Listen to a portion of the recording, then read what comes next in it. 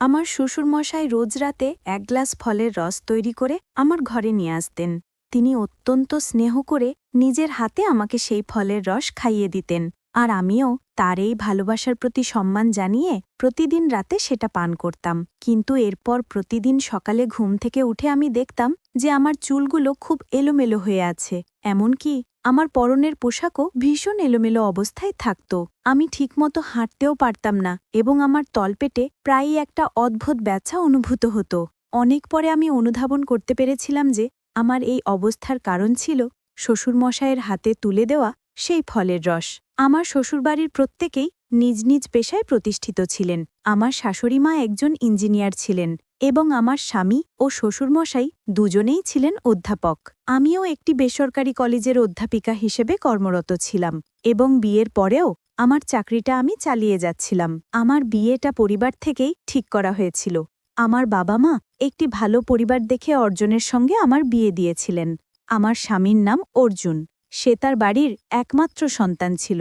যেহেতু তারা সবাই নিজ নিজ কর্মক্ষেত্রে প্রতিষ্ঠিত, অত্যন্ত শিক্ষিত এবং ধনী ছিল, তাই আমার বাবা আমার ভবিষ্যতের কথা ভেবে সেই পরিবারটিকেই বেছে নিয়েছিলেন। বিয়ের পর যখন আমি শ্বশুরবাড়ি আসি, প্রথম দিকে সবকিছুই স্বাভাবিক ছিল। আমার শ্বশুরমশাই আমাকে ভীষণ স্নেহ করতেন, এমনকি ভালোবেসে তিনি আমাকে মা জননী বলেও ডাকতেন। যদিও আমার আসল নাম রিয়া। আমাকে শ্বশুরবাড়িতে বিশেষ কোনো কাজ করতে হতো না। বাড়ির সমস্ত কাজকর্ম পুরনো কাজের মানুষ লক্ষ্মী একাই সামলাতেন। আমার স্বামী তাকে দিদি বলে ডাকত, তাই আমিও প্রথম থেকে তাকে লক্ষ্মীদি বলেই ডাকতাম। আমি সকালে তৈরি হয়ে নাস্তা সেরে কলেজের জন্য বেরিয়ে পড়তাম। আমার স্বামী আর শ্বশুরমশাইও একই সময়ে বেরিয়ে যেতেন। ওদিকে আমার শাশুড়ির যখন কোনো সভা থাকত, তখন তিনিও বাড়ি থেকে বেরিয়ে যেতেন। সেই সময় পুরো বাড়িটা লক্ষ্মীদি দেখাশোনা করতেন। বিয়ের মাত্র 2 মাসের মাথায় আমি অন্তঃসত্ত্বা হয়ে পড়ি। আমার গর্ভবতী হবার সংবাদ শুনে আমার শাশুড়ি সবচেয়ে বেশি আনন্দিত হয়েছিলেন। আমার স্বামীও খবরটা শুনে ভীষণ খুশি হয়েছিল। আমার গর্ভবতী হওয়ার খবর পেয়ে অর্জুন বেশ কিছু শিশুর ছবি কিনে এনেছিল। সে আমাকে বলেছিল এই ছবিগুলো যেন আমি আমাদের ঘরের দেওয়ালে টাঙিয়ে রাখি, যাতে প্রতিদিন সকালে ঘুম থেকে উঠে আমি ওই সুন্দর শিশুদের মুখগুলো দেখতে পাই। তার বিশ্বাস ছিল এতে নাকি আমাদের সন্তানও খুব সুন্দর হবে। তবে সেই ছবিগুলোর প্রত্যেকটিই ছিল ছেলে শিশুর। আমার স্বামী আমাকে প্রচণ্ড ভালোবাসত, কিন্তু সেদিন আমি তার আসল রূপ দেখেছিলাম। যেদিন সে সন্তান নিয়ে আমার সঙ্গে তুমুল বিবাদ শুরু করেছিল। সে জোর দিয়ে বলেছিল আমার গর্ভে নাকি পুত্র সন্তানই আছে এবং সে পুত্র সন্তানই চায়, কন্যা সন্তান নয়। সে নাকি কন্যা সন্তান একেবারেই পছন্দ করে না। আমি তখন রেগে গিয়ে স্বামীকে বলেছিলাম, তুমি তো পুত্র সন্তান চাইছ, কিন্তু আমার গর্ভে যদি কন্যা সন্তান জন্মায় তখন কি করবে? কন্যা সন্তানের কথা শুনতেই সে আমার ওপর প্রচণ্ড রেগে গিয়েছিল। সেদিন স্বামীর কথা শুনে আমি হতবাক হয়েছিলাম যে এত শিক্ষিত একজন মানুষ কি করে এমন সংকীর্ণ মানসিকতা নিজের ভেতর পুষে রাখতে পারে। সেদিন থেকে আমার স্বামী একটাই জেদ ধরে বসেছিল যে আমাকে পুত্র সন্তানের জন্ম দিতে হবে, আর আমার গর্ভে যদি কন্যা সন্তান থাকে তাহলে তা নষ্ট করে ফেলতে হবে। সেই দিনটির পর থেকে আমার ও আমার স্বামীর সম্পর্কের অবনতি হতে শুরু করে, কারণ আমার মনে কখনোই এই ভাবনা ছিল না যে আমি কন্যা সন্তান নয়, বরং পুত্র সন্তানের মা হতে চাই। সত্যি বলতে আমি মনে মনে কন্যা সন্তানই কামনা করতাম। এরপর আমার স্বামী অর্জুন আমার উপর নানাভাবে চাপ সৃষ্টি করতে থাকে, এটা পরীক্ষা করার জন্য যে আমার গর্ভে কন্যা সন্তান নাকি পুত্র সন্তান রয়েছে। কিন্তু আমি পরীক্ষার জন্য মোটেও প্রস্তুত ছিলাম না।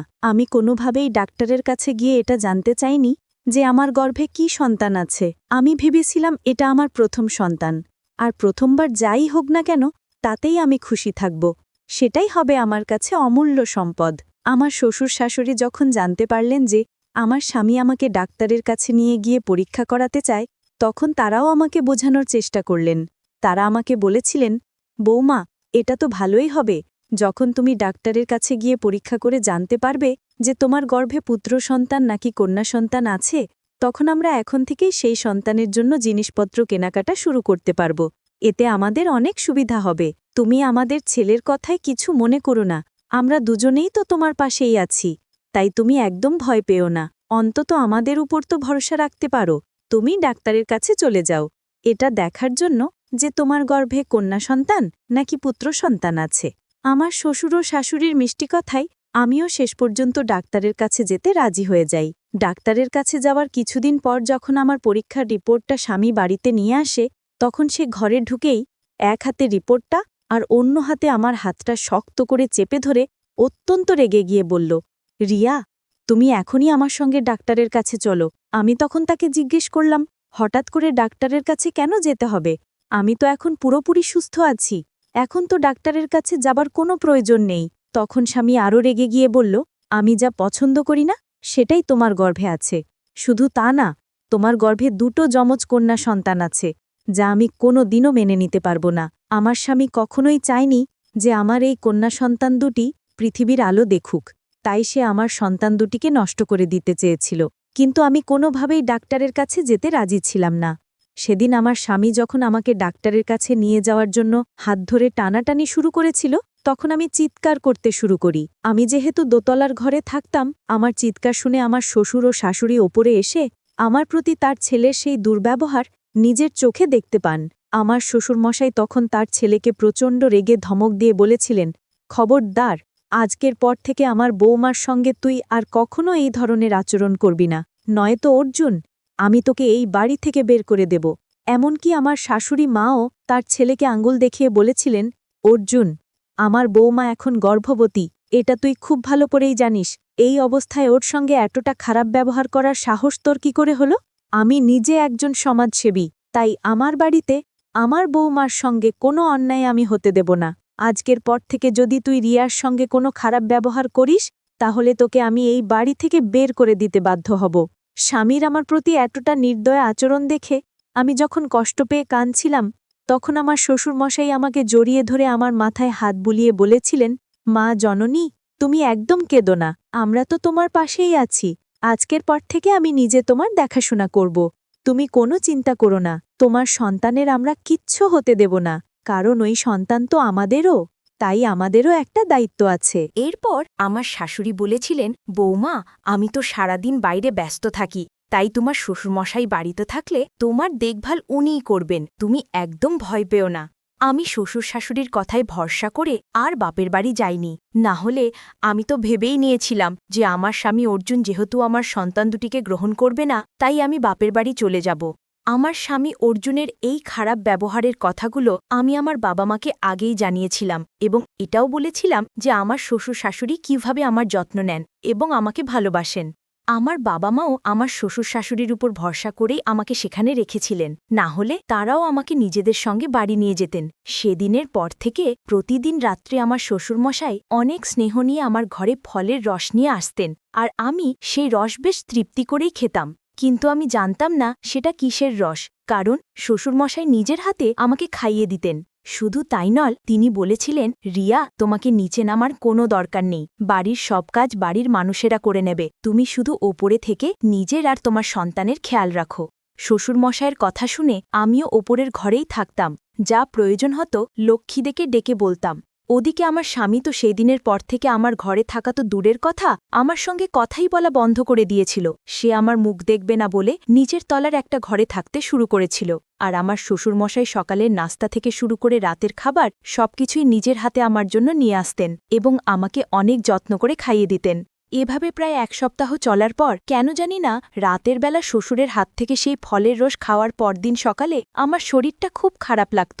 এভাবে প্রায় 10 দিন কেটে যাবার পর আমি আমার শাশুড়িকে বিষয়টা জানাই। আমি তাকে বলি যে শ্বশুরমশাই আমাকে রাতে যে রসটা দেন সেটা খাওয়ার পরেই হয়তো আমার শরীর খারাপ করে।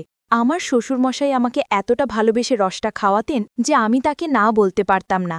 শাশুড়িমা তখন আমাকে বলেছিলেন, বৌমা, এই কিছুদিন আমি সবার কাজে খুব ব্যস্ত ছিলাম, এবার থেকে তোমার খাওয়া দাবার দায়িত্ব আমার, তুমি একদম চিন্তা করো না, দরকার হলে আমি তোমাকে ডাক্তারের কাছে নিয়ে যাব।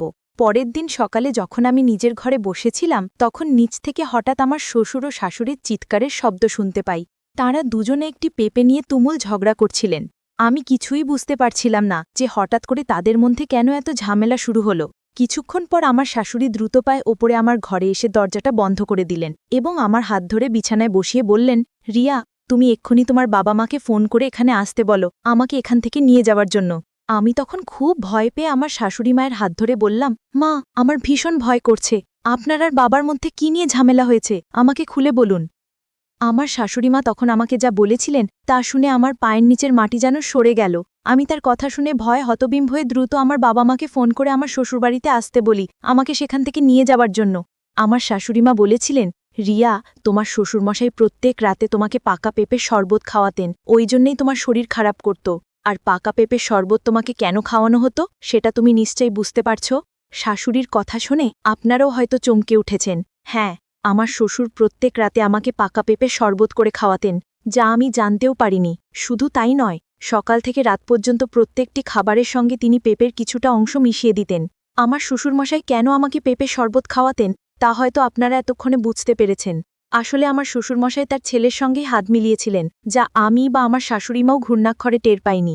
আমি তো ভাবতেও পারিনি যে আমার শাশুড়িমা আমাকে এতটা সাহায্য করবেন। শ্বশুরের আসল উদ্দেশ্য জানার পর আমার পৃথিবীটা যেন দুলে উঠেছিল, কারণ আমার শাশুড়িমা নিজের চোখে দেখেছিলেন যে আমার শ্বশুর কিভাবে নিজের হাতে আমার জন্য পাকা পেঁপে শরবত তৈরি করছিলেন। আমার শাশুড়ি সবকিছু বুঝতে পেরে আমার শ্বশুরকে বাধা দেওয়ার চেষ্টা করেছিলেন।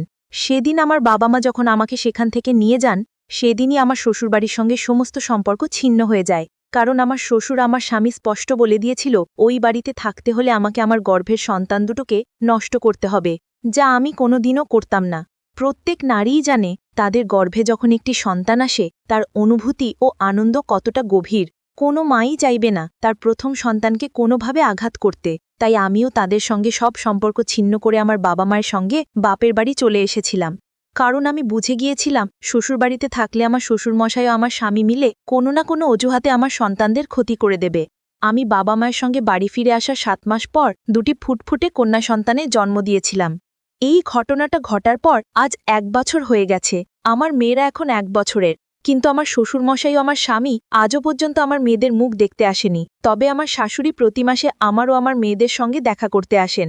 আমার বাবা মা তো স্পষ্ট জানিয়ে দিয়েছেন যে ওই বাড়িতে আমাকে আর কখনোই পাঠাবেন না, এবং তারা নিজেদের নাতুনিদের সমস্ত দায়িত্ব পালন করতে পারবেন। আসলে আমার শ্বশুরমশাই ও আমার স্বামী যেহেতু অধ্যাপক ছিল, তাই তারা আইনের ভয় আমার সঙ্গে খুব চতুরতার সঙ্গে অন্যায় করার চেষ্টা করেছিল, কারণ তারা খুব ভালো করেই জানত যে তারা যদি সরাসরি আমার সঙ্গে কোনো অন্যায় করত তাহলে আমি নিশ্চয়ই পুলিশের সাহায্য নিতাম। তাই আমার শ্বশুর চালাকি করে তার ছেলের পক্ষ নিয়ে আমাকে নিজের মিথ্যে ভালোবাসার জালে ফাঁসিয়ে আমার মেয়ে দুটোর ক্ষতি করতে চেয়েছিল। এখন আমি শুধু বেঁচে আছি আমার মেয়ে দুটোর মুখ দেখে। তারা দুজনে যখন আমাকে মা বলে ডাকে তখন আমার জীবনের সব দুঃখ কষ্ট দূর হয়ে যায়। আমি ওই ধরনের পরিবারের মানুষদের সঙ্গে থাকতে চাই না, যারা মেয়েদের তুচ্ছ নিচু চোখে দেখে। তার থেকে অনেক ভালো আমি সারা জীবন আমার দুটো মেয়েকে নিয়েই কাটিয়ে দেব। বন্ধুরা, আজকের গল্পটি এখানেই শেষ করছি। গল্পে কোনো ভুল ত্রুটি থাকলে ক্ষমা করে দেবেন। গল্পটি ভালো লাগলে অবশ্যই লাইক, শেয়ার ও সাবস্ক্রাইব করতে ভুলবেন না।